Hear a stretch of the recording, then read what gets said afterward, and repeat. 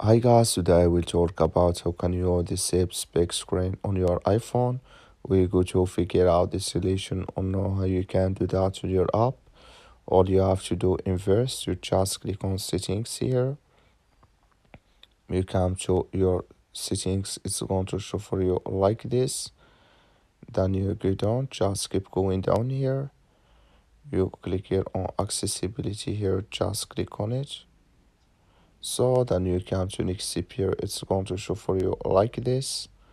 Then you click here on spoken content, just click on it. So you come to next step here, it's going to show for you like this. You come here to spec screen, just click in this sign or this color.